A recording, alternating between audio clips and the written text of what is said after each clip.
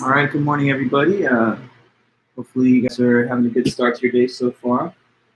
I'm just arriving to our meeting a few minutes in advance, so it'll be 9 o'clock in a few minutes, and then we will get our lecture meeting going for today, and then good to go for the long weekend, the long Labor Day holiday weekend.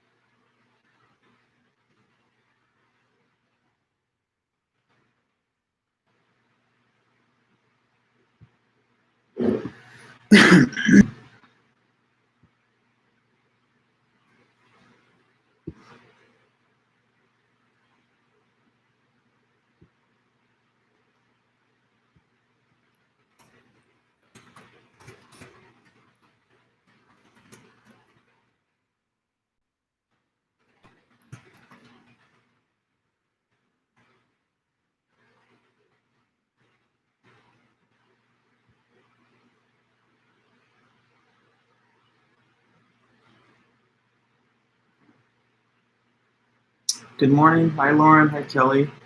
Good to see you guys. Be ready to go in just a few minutes, so just kind of get comfortable. Hi, Eva. Kylie. Good to see all you guys.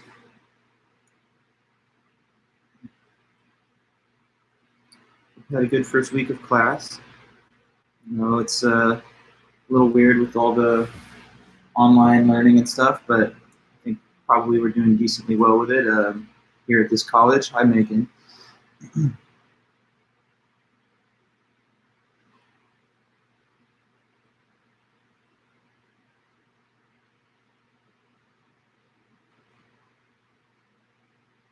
Just a couple more minutes, and then we'll get things underway.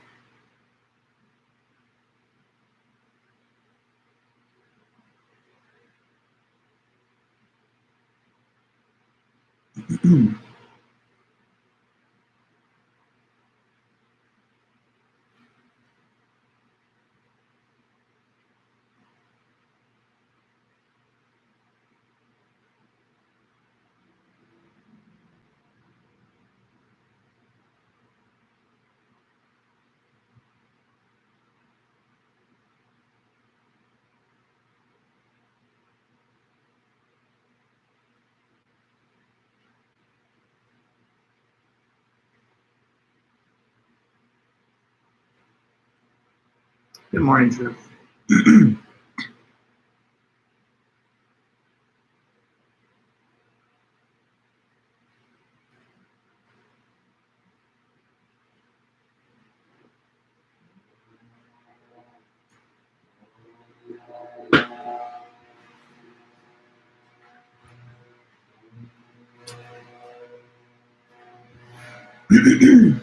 Good morning. Good morning, everyone else. Feel free, anybody who's attending, to toss in a little comment or greetings. It's always good to see you guys and to have that connection. Just a few more seconds until it's 9, and then I'll get us going. I'm going to close a window over here. There's some people on my street doing leaf blowing, so I just kind of want to make sure there's no sound that interferes. But hi, guys. I'll be right back.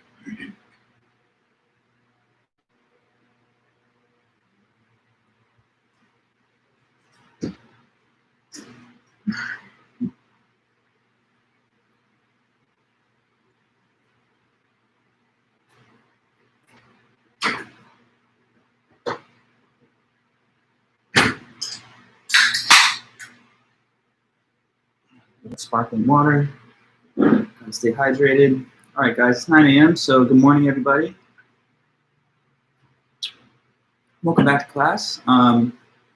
So I'm just going to go ahead and start off with a quick review of some of the main things that we talked about last time, and then we'll continue from there. We just have a couple of more notes on this ontological argument that starts off this class. So first of all, as everyone knows, we're studying philosophy here. This is Intro to Philosophy. So it's all about the love of wisdom, the pursuit of knowledge and wisdom across any area of deep human concern or interest. And the first main topic in philosophy that we're kind of going through is the philosophy of religion, which is all about questions concerning the existence and nature of God and the relation of man to the divine, if such there be. There have been a lot of very well-known classical arguments for God's existence throughout history, and so we're going to kind of survey some of the big ones. The first one that we looked at and that we are looking at is the ontological argument. So this comes to us originally from St. Anselm, who lived from 1033 to 1109. So that's about 1,000 years ago in the medieval period. He was an Archbishop of Canterbury, so he was a well-known church scholar and theologian in his time, later canonized a saint in the Christian church. 1077, he wrote a book called the Proslogion, and in the Proslogion he writes, among other things, an argument for God's existence, which we now call the ontological argument. So that's what we've tried to learn about. And we go over the basics of the argument one more time, and there's maybe one more point or so that I have to add to it. So what he says in this argument is, to start, he tries to identify what it is that God is believed to be in general, like what kind of being God is believed to be. And when he, thinks about that question, the answer that he thinks is the only possible answer is that God is considered to be the greatest conceivable being, a being so great in the mind that you can never think of anything greater in your mind. So the greatest being that one could think of or conceive of, as he says, the being than which none greater could be conceived. And he thinks that that is a definition of God that holds across all different, ways of approaching the topic of whether it's an eight. Anselm would argue that we all have at least got the same common conception of the concept of God. We all think of God as a being that's the greatest being you could understand or conceive of. And even an atheist says that that's the definition of God too. So it's important for him to start off by establishing that God's the greatest conceivable being, at least that's what the concept of God is, and that that's something that theists and atheists can have in common, at least this definition. Okay, so after that, what is his next step? He says, well, there are some things that only exist in the mind, and then there are some things that exist in both the mind, but also in reality too. So things that only exist in the mind would be like made-up stuff that's not actually real, like unicorns or leprechauns or fictional beings like Pegasus. Okay, so those things are not really real. But then there are lots of stuff that is in the mind, but it's also real, like Chapman University or me or you or the moon, the White House, the Eiffel Tower. So those are things that are both in the mind, but also outside of the mind in real reality. Okay, so the question is, which kind of thing is God then? Is God just a figment of the imagination, just in the mind alone, or is God more like something that's both in the mind and in reality? And you remember his answer, right? He said that God has to be existing in both the mind and in reality. But why? It's based on that definition that we started off with, because as he says, it is greater to exist in both than to just exist in the mind alone. And since God's definition is greatest being conceivable, he would therefore have to exist in both, otherwise that would fail to match the definition of God. Okay, so then after that, he had this one extra point. Anybody can remember that secondary part of the argument? So, let me know in the chat, because he adds one extra thing. He says, okay, first of all, I've tried now to prove that God exists based on his definition, greatest conceivable being. But furthermore, what's that next thing? God couldn't even be what?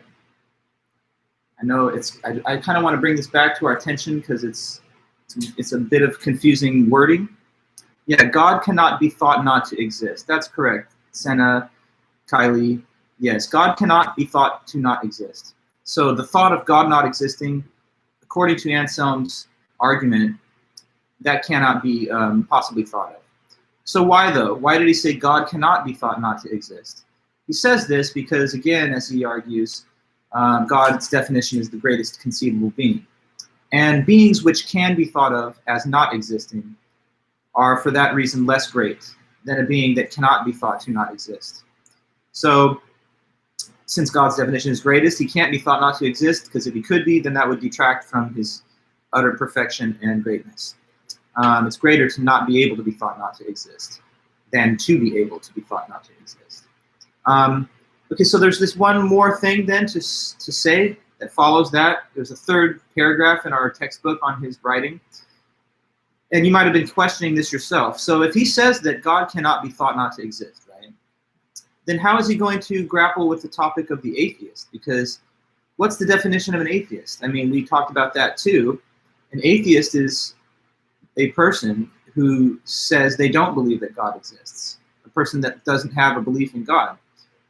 But according to Anselm, it's not even possible to think that God does not exist. So what's going on? Well, here's his answer.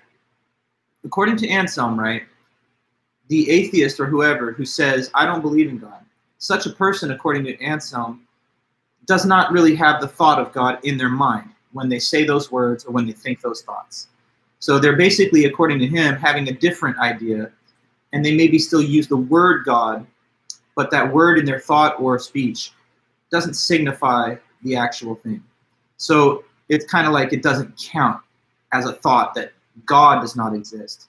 It's rather a thought that God, in quotes, does not exist, where that conception of God that's held by the atheist is not the real thing. It's an idea of something inferior to God, because the real God, according to Anselm, as we see, cannot be thought of as not existing. So whatever the atheist is thinking about when they think God doesn't exist has to be something different than the actual being. Sort of like this, right? This is my cell phone, right? So if I hold this phone up and I say, hey, check out my cat, isn't this an awesome cat?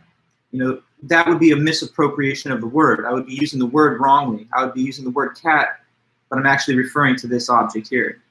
So he's sort of saying that. He says when an atheist says God does not exist, they're using a word that sounds like the word that does refer to the actual God, but they're not thinking or speaking of the real thing. Okay? Right? Does that kind of make sense to you? Because he cannot concede the point that an atheist thinks God doesn't exist, because he's gone to some lengths to argue that that is not even possible. So instead what he says is that when those thoughts are formed in the mind of such a person, an atheist or whoever, that thought doesn't really refer to God itself, even though it might appear to, just because of the outer cloak of the word and its sound and its the letters used in the word. Okay, so let me read his commentary on that, and that'll be the last review of just his argument, and then we're going to talk about objections to it. Okay, so on page 16, the final portion of his writing of that part of the book, he says, how indeed has he said in his heart what he could not think? Or how could he not think what he said in his heart? Since to say in one's heart and to think are the same.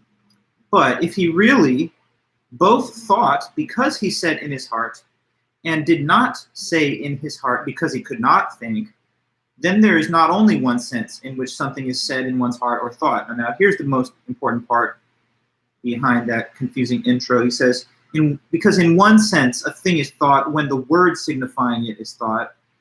In another sense, when the very object which the thing is understood. So in the first sense, then, God can be thought not to exist when you're just talking about the word, but not in the second sense, when you're talking about the actual being.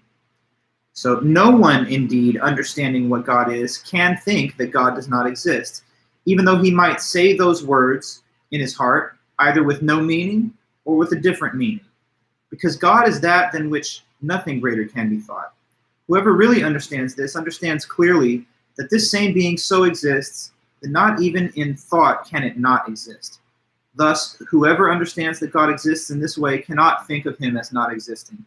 I give thanks, good Lord, I give thanks to you, since before what I believed through your free gift, I now understand through your illumination, that if I did not want to believe that you existed, I would nevertheless be unable not to understand it. And that's the last word from Anselm. Okay, so hopefully that clarifies some confusion that might have arisen when we said, oh, it's not possible for anybody to think that God does not exist, because that seems to run contrary to the obvious existence of self-described atheists who say of themselves, I don't think God exists. So can you recognize the point? All he has said is that they may claim of themselves that that's what they think, but since this is not even a possible thought to have, the only thing they must have in their mind is something other than God, regardless of what they term it to be. Okay, so last word about Anselm's argument, and then I'm going to move into the criticisms, the objections against it. He starts by saying, what's God believed to be greatest conceivable being?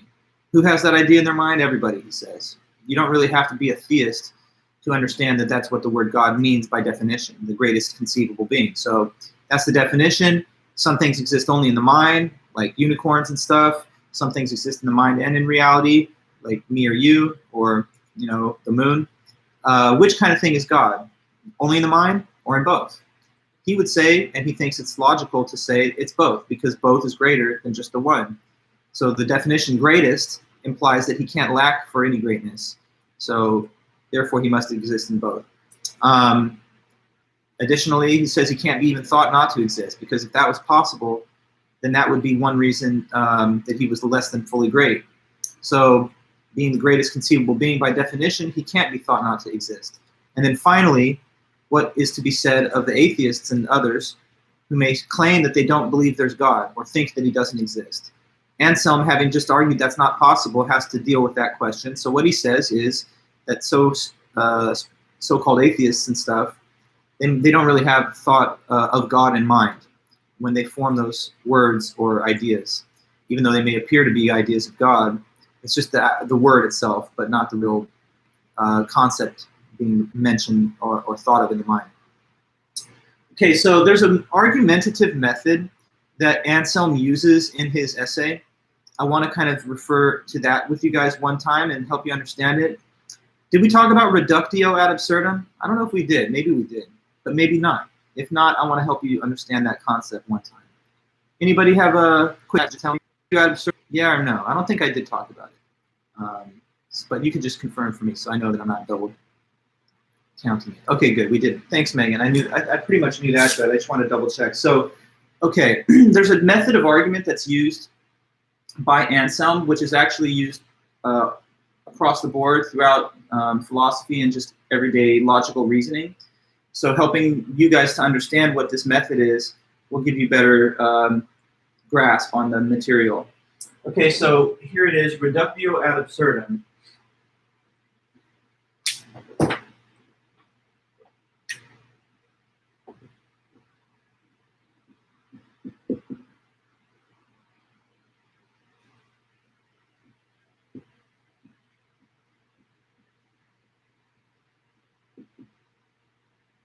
Okay, so a tactic of logical argument that he employs here is this. It's called reductio ad absurdum, which comes from Latin, meaning to reduce to absurdity. And the way that this argument method works, I'll write it up here and I'll talk about it, but you want to prove something. So if you're trying to prove it using this method, you start by assuming, for the sake of argument, the opposite of what you really want to prove. Okay? And then once you have assumed this opposite thing, you try to show that that would imply or lead to something impossible, contradictory, or absurd. And that, therefore, will show that it's not possible, so your original assumption is correct. Let me write that down. So one assumes the opposite of what they want to prove.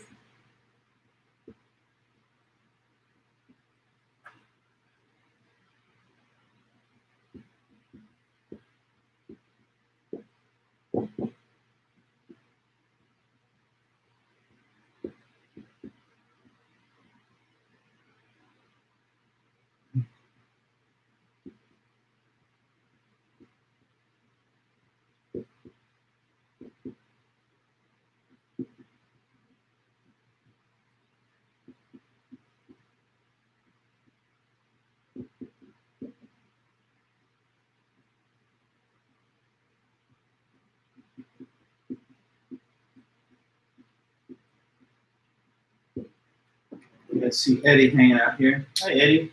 Good boy. A lot of times he's shy, but I guess say hello, boy. All right, big Eddie, huh? I'll put him aside. All right, reductio ad absurdum. You see here I've written the idea of the definition. It's whenever one assumes the opposite of what they want to prove, and then go on to try and show that that would imply or lead to something absurd or impossible. So like, for example, suppose I'm engaged in some type of discussion with a person who thinks that the Earth is flat. Now, hopefully, we can all agree it's not flat. It's obviously a sphere, just like every other celestial body in this universe. But suppose there's someone that thought it was flat. So I'm trying to argue against them and show it's not flat. It is not flat. So my goal in this argument is to show it's not flat. Now, if I'm going to try and use this reductio method to make my case to my friend, then I would begin by saying, well, let us suppose, just for the sake of argument, contrary to what I'm trying to prove, let's assume that what? Can you tell me how this argument would start off if I'm trying to use a reductio method to show that this planet is not flat? I would begin by saying, well, suppose that it was flat. Okay, good, Eva. Yeah, suppose, just let's grant for the sake of discussion that it's flat. That's how you start off a reductio. You like say, well, let's suppose that my opponent is right. Well, if that was true, though, and then you go on to show how that would imply things that are just ridiculous or absurd. So can anybody think of something ridiculous, absurd, or even impossible that would be the consequence of the Earth being flat? If we suppose the Earth was flat, what absurd implications would that have, if any? Because there are definitely some. But think about it for a minute and then see what you can put in the chat. On the assumption that the Earth is flat, I mean, that's ridiculous, because it would imply such things as what?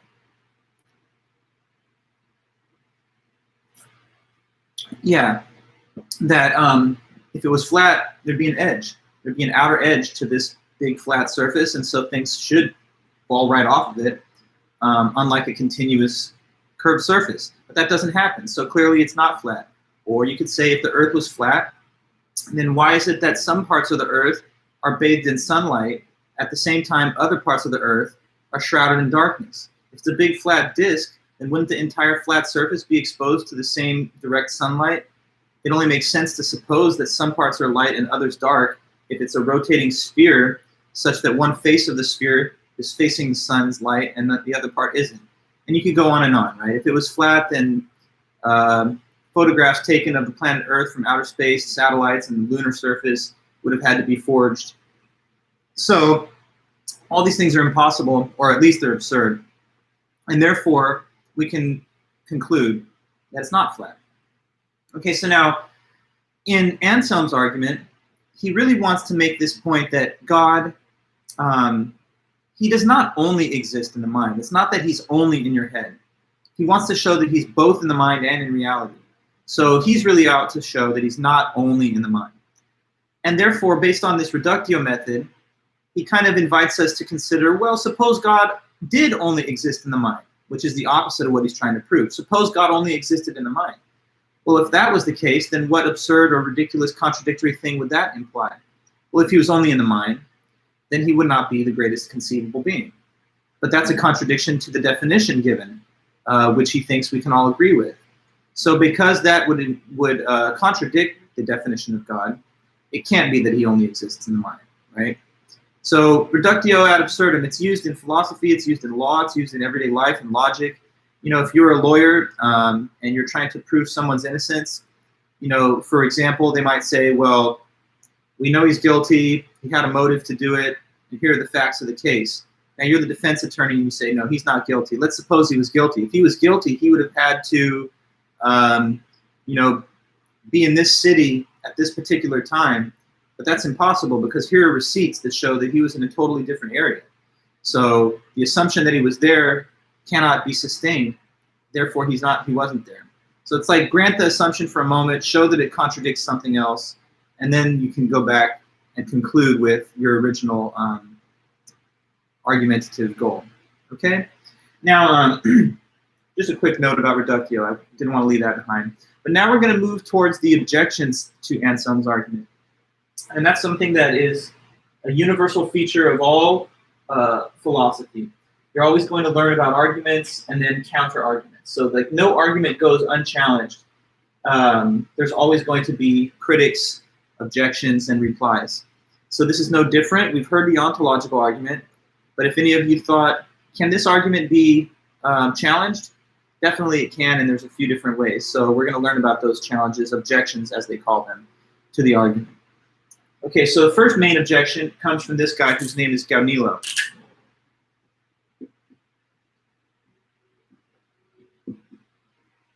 Okay, so not a whole lot is known about Gaunilo except for the fact that he was a Christian monk and he lived in the same time period as Anselm. So he read the Proslogion, he learned about Anselm's ontological argument, but he found fault with it. And so in this essay, he tells us what the problems are. The paper is called In Behalf of the Fool.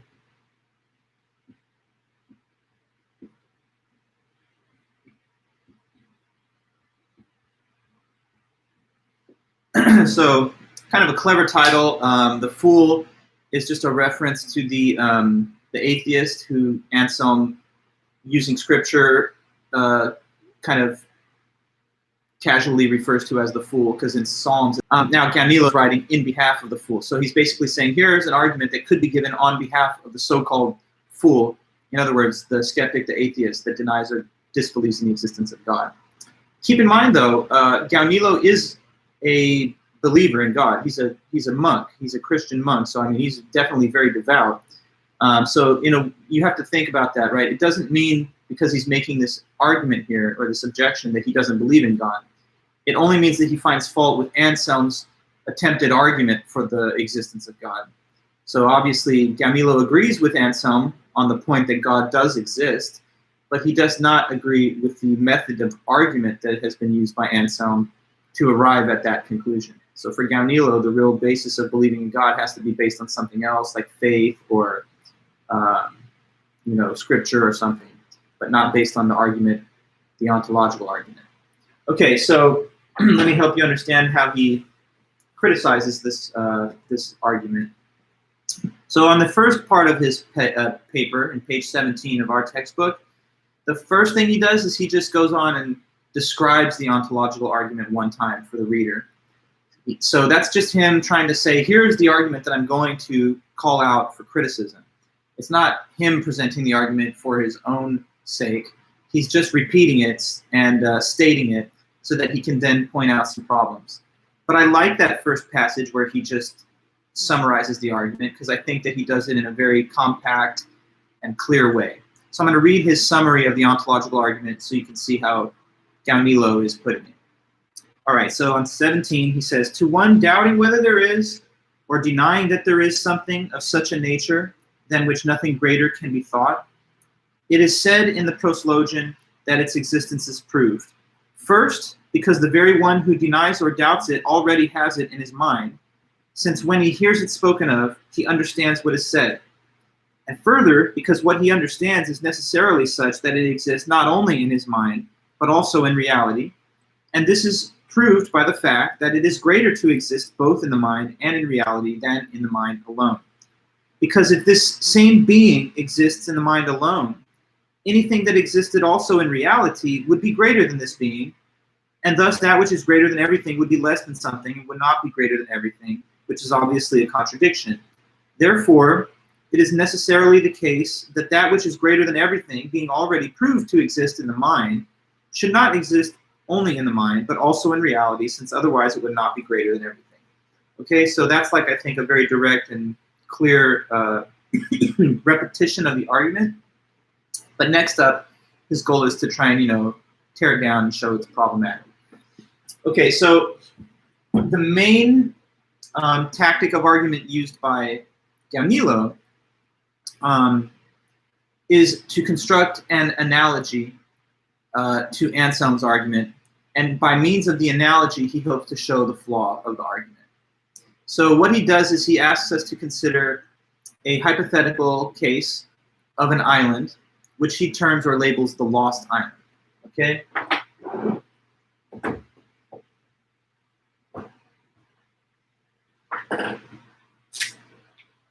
Okay, so the Lost Island.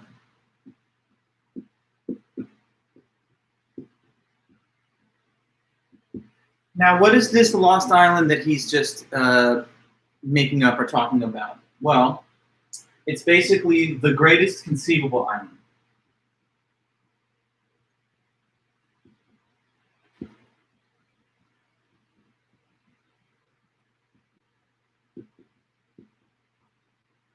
The greatest conceivable island, that's just the concept of the Lost Island. So we're just talking about an idea.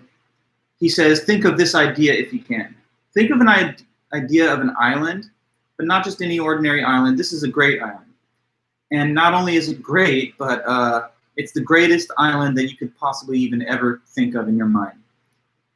So great that any other island would be inferior to it. Okay?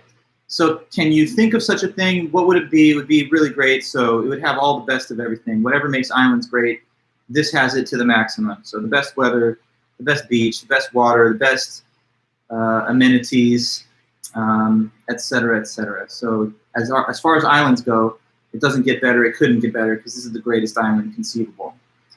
Okay, now, he's using this example of the island as kind of like a substitute for Anselm's description of God. Anselm says that we can all understand God is known as the greatest conceivable being. And Ganilo says, okay, well, let me give you an example of something that's greatest. Talk about the greatest conceivable island, and we'll call it the Lost Island.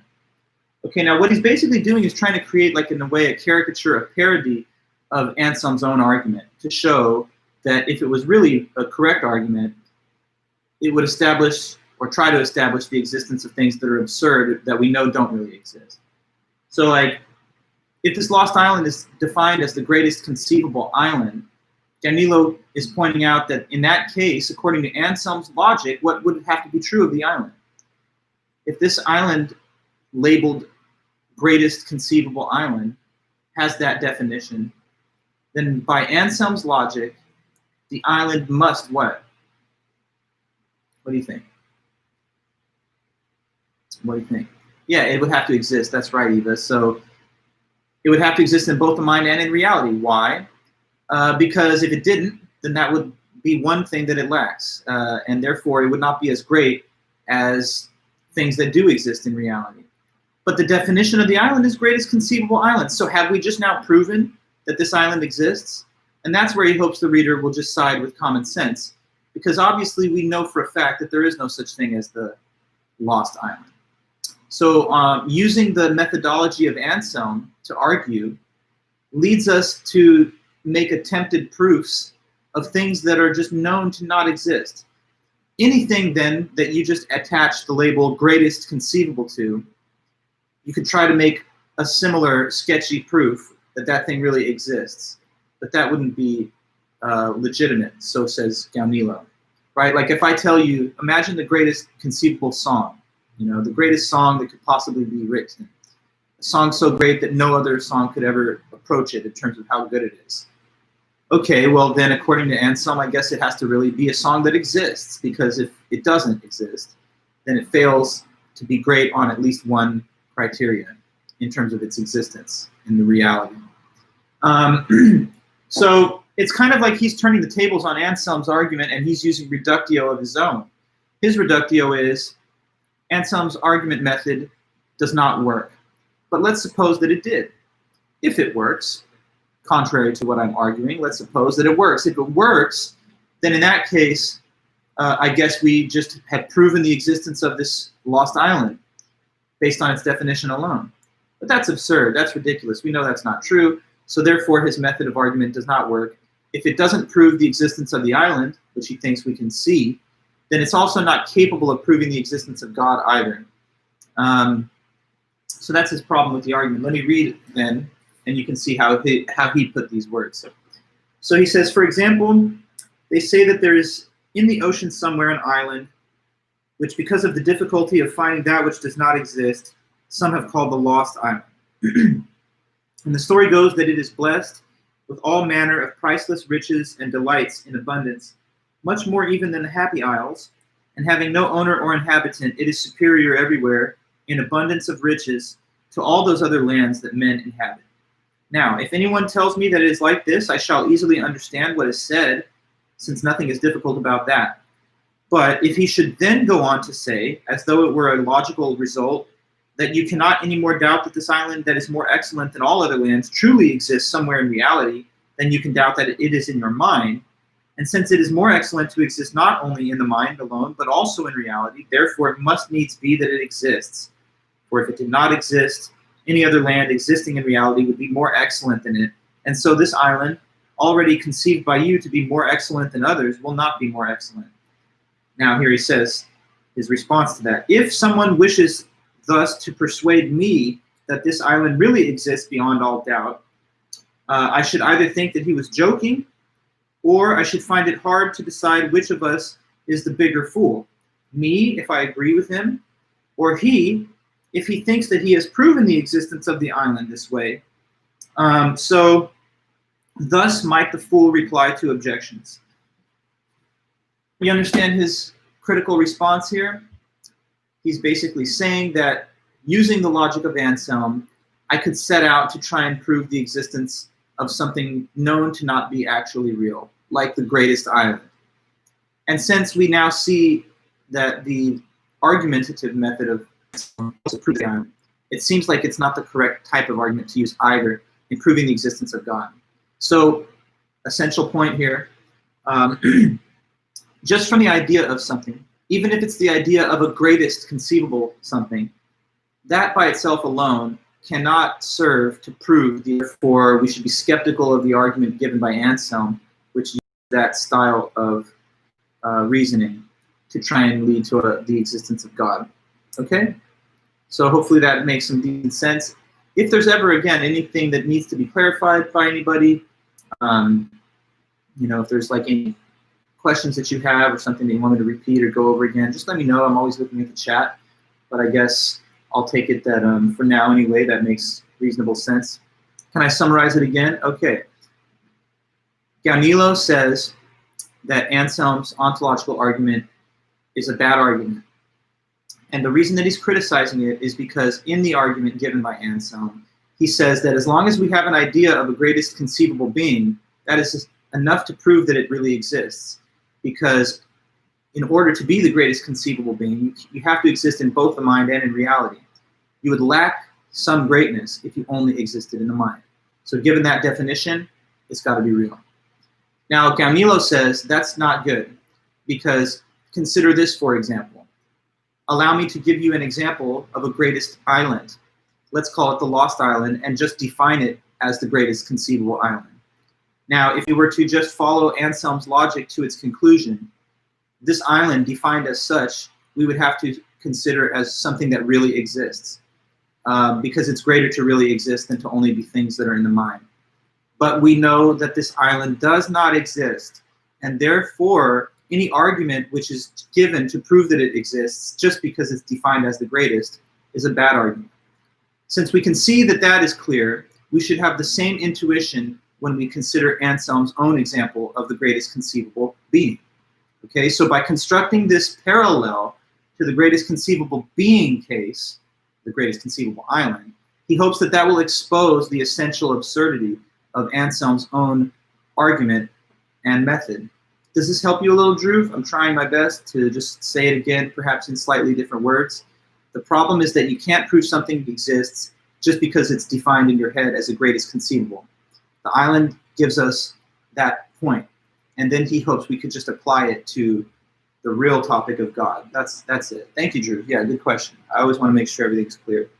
Okay, so there's two more objections that we will go over towards the ontological argument. So we've now learned Gaunilo's objection. Hi, Peachy. She's such a good kitty. I just love this cat. Okay, so the next objection is coming from another author, and the author's name is G.E. Moore.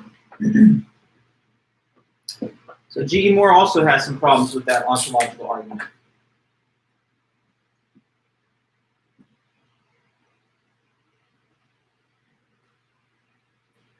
Okay, G.E. Moore, we jump ahead in time because this man lived from 1873 to 1958.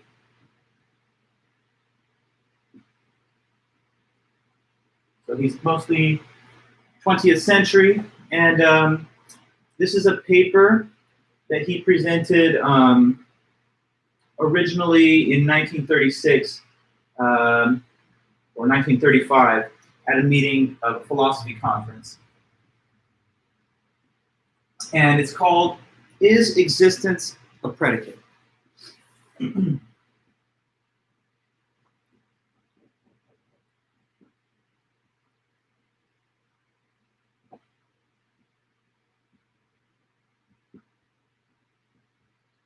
G.E. Moore, 20th century British philosopher, and his title of this paper is a question. The question is existence a predicate? This is another criticism, objection to the ontological argument. All right, so to get into the details of his paper, I guess the first thing we got to understand is a word that's prominently featured in the title, and that's the word predicate. What is this word and what does it mean? Okay.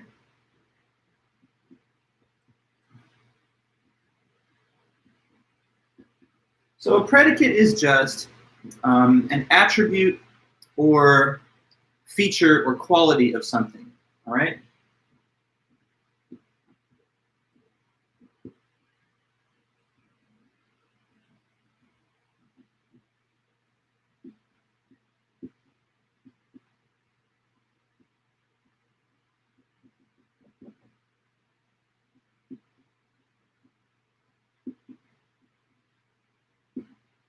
Okay, predicate. It's just a sort of fancy word from logic and grammar to refer to what we could also call an attribute of something. And looking at the grammar of our language, every complete sentence has a subject-predicate form. The subject of the sentence is the object referred to in the sentence, and the predicate is whatever is attributed of that subject. So for example, if I say that the dog is brown, what do you figure would be the subject of that sentence? The dog is brown. Which part of that sentence is the subject, you think? Just so that we can kind of make sure we're all on the same page as we now embark on this. The dog, right? The dog is the subject of the statement, dog is brown. And what would be the predicate of that same sentence? The sentence, the dog is brown, has a subject and a predicate. Subject is the dog, and the predicate is just is what? Being brown, the quality of being brown, right? The attribute, the feature of brownness that the dog has is the predicate of that statement. Okay, very good. So now, Moore, his paper then, we can now understand it a little better, the title. The title is asking the question, is existence a predicate? So in other words, the question is the concept of existence a feature, an attribute of something? Is it a quality of something or not? And to give you the bigger picture of what he's going to argue, G.E. Moore's ultimate conclusion is going to be no, it is not a predicate. And if existence is not a predicate, then Moore believes that that kind of destroys the ontological argument, because he thinks this ontological argument crucially relies on the assumption that existence is a predicate. Let me explain why. Because Anselm says that the greatest conceivable being has to have all the perfections, and he can't lack any of them. So if you're the greatest conceivable being, you have to be perfectly powerful, kind, knowledgeable, present. But another perfection, another quality that a perfect being would have to have is existence. So Anselm describes it as though to exist is to have a feature that is greater than if you don't have that feature. But Moore says, stop right there. That's where you lost me. Because existence, when you think about it, is not a feature. It's not an attribute. If it's not an attribute, then it won't serve the purposes of Anselm's argument the way that he wants it to. Because Anselm thinks that existence is one feature that enhances a being's greatness. And since God's definition is the greatest being that you could conceive of, he's got to have that feature, so thus he must exist. But now, just again, G.E. Moore criticizes that on the basis that it's not proper and it's not logical. It's just confused to think that existence itself is a quality of something. Okay? Now, to explain how existence is not a predicate, I could start by just talking about common sense. But then I'll go into his own example because it's a little less commonsensical than what I'll say at first. But I like to just say it from a level of common sense because I want it to sort of sink in that you understand it in an everyday way.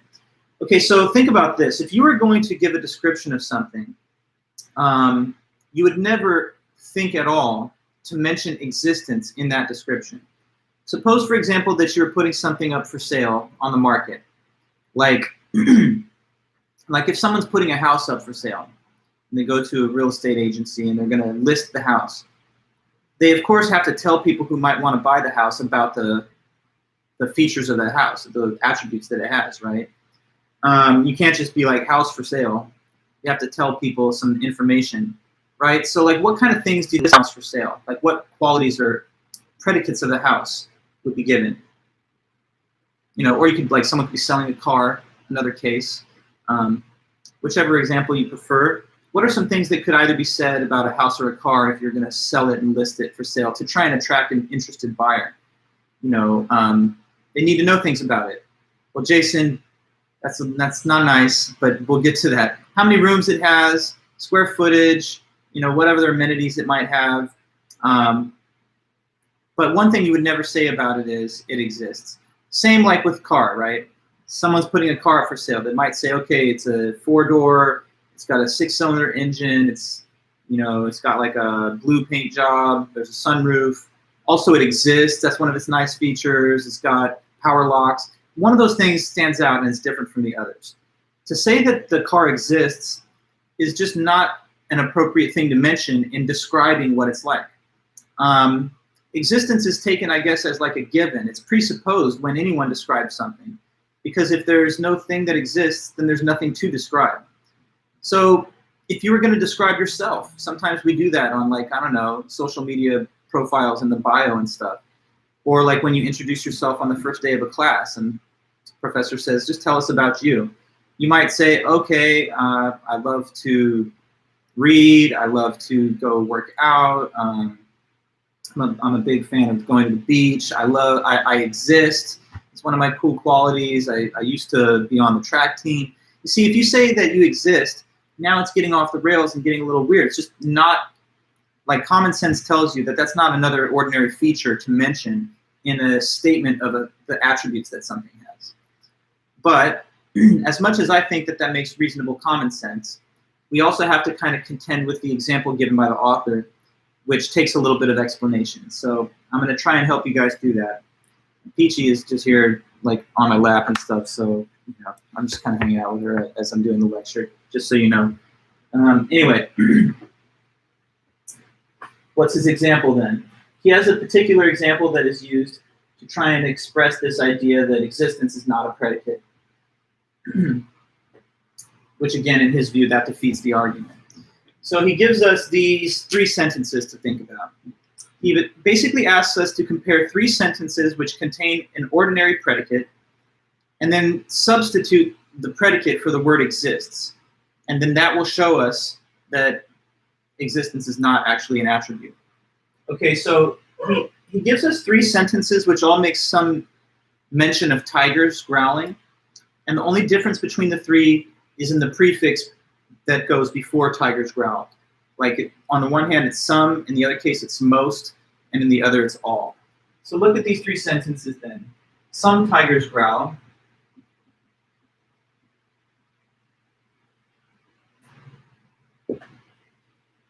Most tigers growl.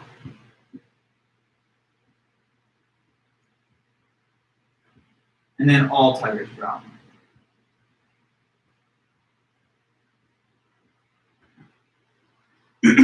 Okay, so some, most, and all. Now, all we're trying to point out with these 3 here is that each one of them makes sense. Each one of them makes at least reasonable sense. There's no temptation to scratch your head and be like, I can't understand that though. What is that even saying? They're all saying slightly different things about how many of these tigers growl, but each statement there can be easily interpreted in terms of what would have to be the case for it to be true. So let's quickly go over that if we can. we'll pick up with this at the top of our next meeting, so we're just going to roll into that. But some tigers growl, first of all. If that's true, then how many tigers have to growl at least? For it to be true that some tigers growl, it doesn't mean that 100% of them do. It would just have to involve at least what? For the top sentence to be true. Some tigers growl. At a minimum, that means that there's at least one. You say more than one, I would say even if it's just one, then it's true that there's at least some tiger that growls. Good. Okay, so if any tiger growls, this is true. What about, let's go to the next case, most tigers growl. For most tigers to growl, what would have to be the case? Out of all the tigers, there would have to be how many of them that growl, if most of them do? You'd have to have half plus one, exactly. It'd have to be the majority. If it was 50-50, then it wouldn't be true that most. And if it was a minority, then that would be even less true.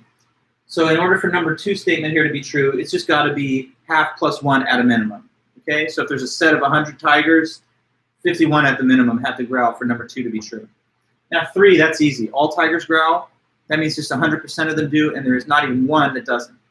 Okay, so we just took a little tour through these 3 sentences and explored what would have to be the case for them to be true, and it produced no difficulty at all. But, and here's where the problem arises, for Anselm anyway, that when we substitute the predicate growl with the verb exists, these statements no longer make much sense, or at least 2 out of 3 no longer really make any sense. So now consider these 3.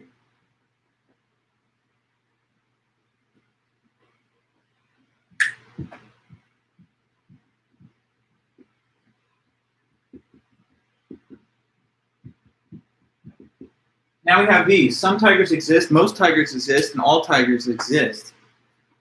So the point that he's making is just basically this point. That now that we've replaced the actual predicate with exists, the sentences don't make sense anymore, or they're absurd. Let's examine number 2. Most tigers exist. Now when we had it say most tigers growl, as we just discussed, that was easy enough to interpret. It just means that if there's a set of tigers, the majority of them growl. But what are we going to say about this now? How can you make sense of that? Most tigers exist. If you treated it on the same interpretation as with growls, what would it mean? It would mean that out of all the tigers, the majority of them exist, and then the smaller minority of them don't exist. What does that even mean, though? How can you compare an amount of things that exist with another amount of things that don't exist? That's just bizarre. Things that don't exist cannot be enumerated or numbered. Look around you right now in whatever room you're in. How many non-existent tigers are there? Is it 1? Is it 2? Is it 1,000,000? It doesn't even make sense to ask that question, right? Because if things don't exist, they cannot be counted. Only things which do in fact exist can be enumerated. So this now fails to make any sense. It's not possible to say, well, there's 10 existing tigers and there's 5 non-existing tigers, so most of them exist. You can't compare the set of beings that have existence against the set of those that don't. But with an ordinary predicate, there's no problem, because when we divide the set of tigers between those that growl and those that don't growl, we're still dealing with a bunch of existing tigers, the ones that have a predicate and the ones that don't have that predicate. But existence now, hopefully you can sort of see, can't be used as a predicate in the same way, because a thing that doesn't exist is not just a thing that doesn't have a feature, it's just nothing at all. Okay, so us watching this lecture right now, I would probably say that most of us are not wearing glasses. I'm wearing them, and probably some of you watching this are wearing them. In a classroom, it'd be easy to see because we'd all be present in one place. But I would just guess, because of the statistical likelihood, that most of us are not wearing glasses. So if there's I see 22 of you viewing this live. If most of us are not wearing glasses, that means that there's 12 or more of us that aren't, and the other lower number, smaller number, are. But I can't say most of us exist because there's no ability to compare the number of existing beings against those that don't, unlike in the case of a real predicate. So the same is also true of all, and we'll talk about it a little more next time because we've run short now on our time today. But let me just sort of summarize a little bit of Moore with this last statement. Moore's just out to show that existence is not a predicate. This linguistic analysis, where we swap out a predicate with exists, is his little way of trying to show that it's not a predicate, because if it was, it wouldn't become an absurd statement when it was substituted for an actual predicate. If it's not a predicate, if it's not an attribute, then there's no sense to be made of the idea that God, being the greatest conceivable being, has to have this attribute, because it's not even proper to call it an attribute. Okay, well guys, I appreciate all of your early morning attendance and focus on this Friday. Do know that Monday is a holiday. We have our Labor Day holiday Monday, so we'll get right back onto the same material on Wednesday when we return next week. So look forward to the distribution of the first essay prompt, but not yet. I'm going to do it at the tail end of next week to give you guys a lot of time to read all the first batch of essays, because it's going to be on the philosophy of religion, and we have a little bit more to cover. So for now, keep reading, continue through the day, and if anyone wanted to come to office hours, notice that I sent the Zoom link earlier this morning, and feel free to do that from 11 to 12 if you want. All right, guys, are we good to go? If so, maybe hit that like button, and then I'll know that we're all good and well. Yeah? Okay, thanks, guys. I'll see you then back after our long weekend. Take care and stay safe and healthy. Appreciate you guys. Thanks.